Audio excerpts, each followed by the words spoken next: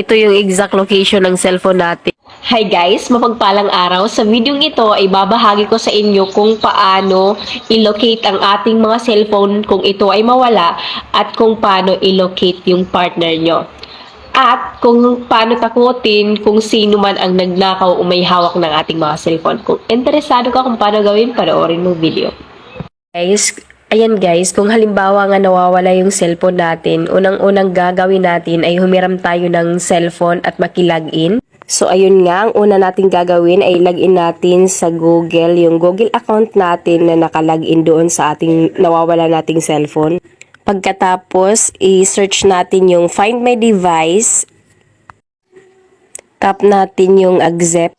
Once in-accept na natin, ibig sabihin inaalaw natin yung website na to para malocate yung nawawala nating cellphone. Pag na-open na natin yung website, ito yung makikita nating dashboard. Makikita natin dito lahat ng cellphone o device na nilagin natin sa Google account na nilagin natin dito. Itong Huawei na model, ito yung cellphone ko dati na nandun na sa aking pamangkin at yung Oppo naman, ito yung ginagamit ko ngayon. May tatlo tayong pagpipilian dito. Ang una ay play sound. Ibig sabihin kapag tinap natin yan, yung cellphone natin kahit naka-silent pa, tutunog yan ng tutunog hanggat gusto natin. Itap natin yung play sound para tumunog ang ating device. Tutunog yan ng tutunog hanggat gusto natin, hindi yan titigil. Kaya talagang kakabahan kung sino man ang kumuha ng ating cellphone at may hawak. Itap natin yung back button. Pangalawang feature ay secure device. Kapag ino natin yung secure device, automatic na malalak yung cellphone natin at hindi na ma-open. Kaya hindi pa rin magagamit ang cellphone natin kung sino man ang may hawak nito. Pangatlong feature ay erase device. Ibig sabihin lahat ng application na nakalagin yung account natin. For example, yung ating GCash, kung nakalagin dun yung ating account, PMaya at Facebook, lahat yan na mga application kung saan tayo nakalagin ay ma-uninstall, madidelete, kaya secured pa rin lahat ng ating account. Makikita din dito kung nakalagin yung ating account at kung ilang percent na yung ating battery. Dito naman sa right side, makikita natin ang location ng ating cellphone kung nasa. I-zoom natin para makita ninyo.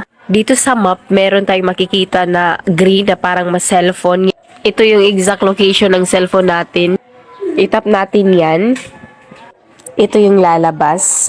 Yung pula dyan, yun yung direction. Pindutin natin yan. At pindutin natin yung direction. Oh, ito yung makikita nating. Ito makikita nating info sa directions.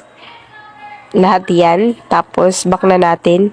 Ang kagandahan dito dahil sobrang detailed yung location ng ating cellphone. Makikita nyo naman sobrang detailed siya. At kung gusto nyo naman pong i-locate yung mga partner ninyo, ilagin nyo lang po yung Gmail account niya dito sa Find My Device para malocate mo kung nasaan talaga siya.